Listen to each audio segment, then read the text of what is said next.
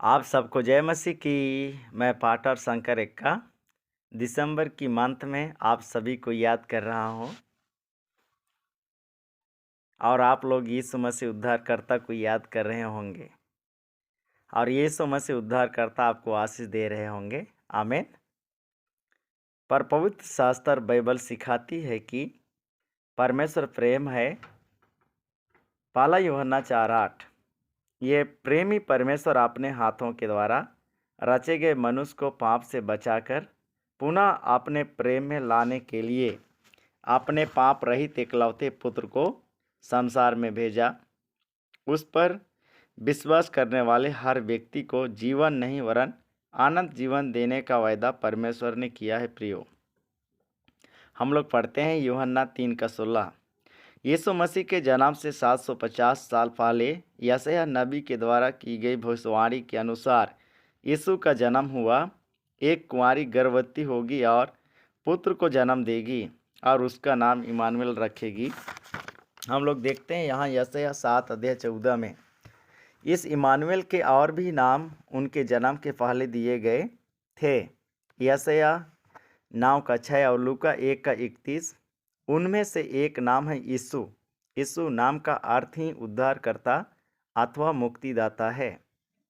मत्ती 1:21 में हम देखते हैं यीशु के जन्म पर स्वर्गदूत ने कहा, देखो मैं तुम्हें बड़े आनंद का सुसमाचार सुनाता हूँ जो सब लोगों के लिए होगा। लूका 2:10 में हम लोग पढ़ते हैं। प्रियो, यह घोषणा स्पष्ट करती है कि यीशु का जन्म पृथ्वी के सब लोगों को खुशी देने के लिए हुआ था। उसने किसी जाति या धर्म का नाम नहीं लिया, काले या गोरे के लिए नहीं कहा, भारतीयों या इटली वालों के लिए नहीं कहा, सब लोगों के लिए आनंद का सुसमाचार। अमीर गरीब मालिक नौकर सबको आनंद देने के लिए ही यीशु मसीह का जन्म हुआ था। सर्वशक्तिशाली परमेश्वर प्रभु यीशु मसीह ने मनुष्य का रूप लेकर चरणी गौशाले में जन्म लिया। प्रियो, क्यों? ताकि पृथ्वी पर एक भी मनुष्य झोपड़ी में रहने वाला भी परमेश्वर के प्रेम से दूर ना रहे। पहले से ही नबियों के द्वारा कहे अनुसार यीशु ने 30 वर्ष की उम्र में अपनी सेवकाई शुरू की। यीशु को देखकर यूहन्ना बपतिस्मा दाता ने कहा, देखो यह परमेश्वर का मेमना है जो जगत के पाप उठा ले जाता है।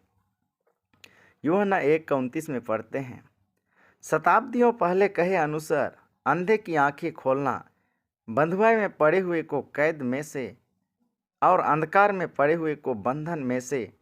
हम लोग यहाँ देखते हैं यशायाह 42:6 छुड़ाना शुरू किया। पवित्र शास्त्र के 4 सुसमाचारों मत्ती मार्कुस लूका यूहन्ना में यीशु के बारे में वास्तविक रूप से लिखा गया है। प्रियो, यीशु के पास सभी लोग अपनी आवश्यकता अनुसार आए। विभिन्न बीमारियों एवं दुष्ट आत्माओं से ग्रसित लोगों एवं अंधे लंगड़ों बहरों ने उसके पास आकर छुटकारा पाया। उसने भूखों को भोजन से तृप्त कर भेजा। यीशु दुखियों के साथ दुखी हुआ, रोने वालों के संग रोया। प्रियो, यीशु ने मनुष्यों को ढाढ़स देते हुए कहा, तुम्हारा मन व्याकुल ना हो। यूहन्ना 14:1 में हम पढ़ते हैं, प्रियो, मैं तुम्हें अनाथ नहीं छोड़ूंगा। यूहन्ना 14:18 में देखते हैं यीशु मनुष्य की खुशी, उन्नति, शांति एवं भलाई चाहता है। यीशु ने कहा, मैं अपनी शांति तुम्हें दिए जाता हूँ, संसार की तरह नहीं। हम लोग पढ़ते हैं यूहन्ना 14:27 में, इस सबसे मनुष्य के पतन का कारण मनुष्य की अनाज्ञाकारिता पाप था, परंतु यीशु लोगों को पापों से छुड़ाता है। मत्ती 1:21 में हम देखते हैं, मानव जाति को पाप क्षमा देकर भलाई की ओर ले जाता है। यीशु के प्रेम की कोई सीमा नहीं है।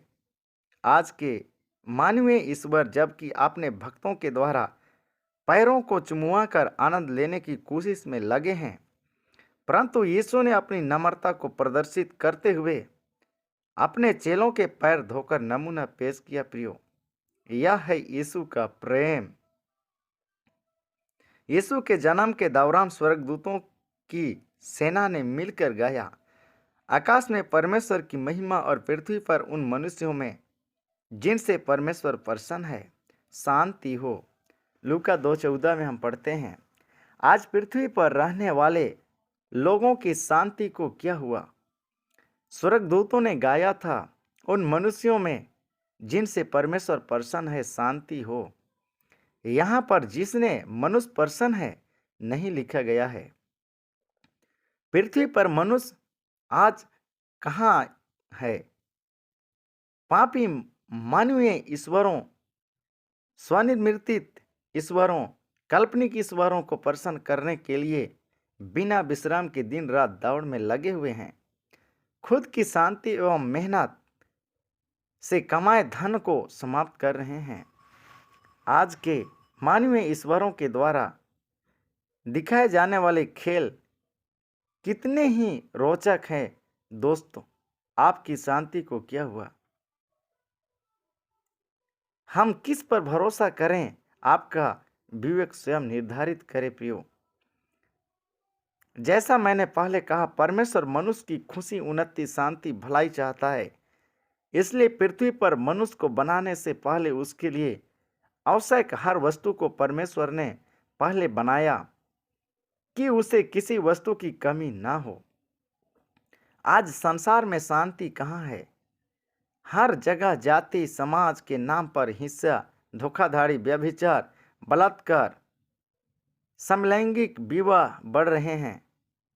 तलाक, महिला उत्पीड़न, आत्महत्या, माता पिता की हत्या, हत्याएं, भ्रष्टाचार, बम विस्फोट, आतंकवादी गतिविधियां, शांति भंग करने वाले अंधलोग के खलनायक, चोरी, वेश्यावृत्ति, नशा, व्यापार, जातिवाद बढ़ रही है। प्राकृतिक आपदाएं, सुनामी, कैटरानी, नई नई बीमारियां, एड्स, कैंसर, भूखमरी, लूचपन, हर जगह केवल अशांति अशांति है। इतना ही नहीं, परमेश्वर की महिमा से अलंकृत मनुष्य के पहले परिवार ने जब पाप के द्वारा परमेश्वर की महिमा को खो दिया तो वे अपनी नंगता के कारण भागकर छिप गए, परंतु परमेश्वर ने उन्हें खाल के वस्त्र बनाकर पहनाए प्रियो। उत्पत्ति 3:21 में हम पढ़ते हैं। परंतु आज मनुष्य परमेश्वर की इच्छा के खिलाफ नंगता देखकर बेचकर आनंद ले रहा है, पैसे कमा रहा है। आज के इंटरनेट, फिल्म, टीवी कार्यक्रम, संगीत, एल्बम, सीडियाँ, वीडियो इत्यादि दिन प्रतिदिन अनेक आधुनिक रिलीज आज बाहर निकल रहे हैं। परिणाम मनुष्य अधर्म एवं पतन की ओर अग्रसर हो रहा है। लोगों को नमूना दिखाने वाले नेतागणों की पतित गतिविधियां आज हर अखबार की मुख्य खबरें बन रही है। शैतान ने आज मनुष्यों को ऐसा बना दिया है कि वह कोई भी पाप करने से नहीं झिझकता। सोची बहुत लंबी होगी, इसलिए इतना ही कहूँगा। इन सब का मुख्य कारण मनुष्य का पाप है। यह पाप क्या है? अनाज्ञाकारिता से शुरू कर यह जंगल की आग की तरह अधर्म एवं अपराध की ओर अग्रसर होता चला गया। बाइबल सिखाती है हर अधर्म अपराध है। यूहन्ना की पहली पत्री 5:17 पाप अधर्म है। यूहन्ना की पहली पत्री 3:4 सब ने पाप किया और परमेश्वर की महिमा से रहित है। रोमी की पत्री 3:23 में हम पढ़ते हैं। इस पाप की मजदूरी क्या है? बाइबल कहती है पाप की मजदूरी मृत्यु है। रोमियो 6:23 में हम पढ़ते हैं। यह शारीरिक नहीं आत्मिक मृत्यु है। पाप के कारण आज शारीरिक मृत्यु में भी कोई कमी नहीं है। मृत्यु की दावा, जीवन एक व्यक्ति को मृत्युपरांत दावा देने का कोई लाभ नहीं होता, न उसकी दावा जीवन ही है। यीशु ने कहा मार्ग, सच और जीवन मैं ही हूँ। यूहन्ना 14:6 में हम पढ़ते हैं, आप लोग भी पढ़े होंगे। यीशु पर विश्वास करने वालों को आनंद जीवन का वायदा दिया गया है। यूहन्ना 3:16 में पढ़े होंगे आप लोग। पाप में जीकर मरने वाले की आत्मा मुक्ति नहीं पा सकती, अर्थात उसकी जगह स्वर्ग में नहीं वरन नरक अर्थात धधकते आग की भट्ठे, आप देख सकते हैं प्रकाशित वाक्य 20:15 में होगी। परंतु परमेश्वर के पुत्र यीशु पर विश्वास करने वाले हर मनुष्य को अनंत जीवन का वायदा दिया गया है। प्रियो, मनुष्य की मिट्टी से बनाया मरने के बाद मिट्टी मिट्टी में मिल जाएगी और आत्मा अपने परमेश्वर के पास चले जाएगी। सबोपदेशक 12:7 में पढ़ते हैं, जैसा कि कई लोग विश्वास करते हैं मनुष्य की आत्मा बार बार जन्म लेती या मरती नहीं। इतना ही नहीं, यह भी सच नहीं है कि मनुष्य अपने कर्मों के कारण अगले जन्म में किसी जीव जंतु के रूप में जन्म लेता है। सच तो यह है कि आत्मा परमेश्वर के पास जिसने उसे दिया लौट जाएगी। अतः अनंत जीवन पाने की इच्छा रखने वाले परमेश्वर के पुत्र यीशु पर विश्वास करें। मनुष्य की आत्मिक मृत्यु की दावा जीवन एकमात्र यीशु मसीह है। इस संसार में मनुष्य उस समय और आज भी अपने पापों के मुक्ति के लिए जानवरों की बलि चढ़ाया करता था। आज भी कई जगह चढ़ाते हैं। ज्ञान प्राप्त मनुष्य के लिए ज्ञान रहित एवं बोल नहीं पाने वाली जानवरों की बलि का क्या लाभ हो सकता है। इब्रानी 10:4 में पढ़ते हैं, मनुष्य के पाप के लिए मनुष्य का लहू ही बहना जरूरी है। बाइबल सिखाती है बिना लहू बहे पाप से छुटकारा संभव नहीं। इब्रानी 9:22, इसलिए मानव के पाप के लिए यीशु मसीह ने अपना लहू बहाया। हम लोग देखते हैं 2 कुरिन्थी 5:21 में, परमेश्वर के पुत्र यीशु ने हमसे मानव से प्रेम किया, हमारे लिए बिना किसी जाति धर्म रंग भेद के उसने अपनी जान दे दी।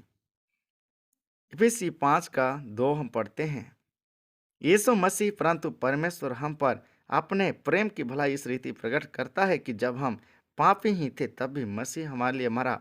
रोमी 5:8 में पढ़ते हैं, जिसने अपने आप को हमारे लिए दे दिया कि हमें हर प्रकार के अधर्म से छुड़ा ले और शुद्ध करके अपने लिए एक ऐसी जाति बना ले जो भले भले कामों में सरगर्म हो।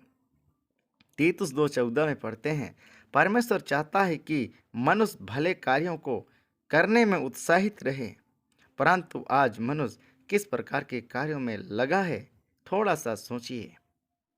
कौन सा काम में लगे हो आप लोग इन दिनों में?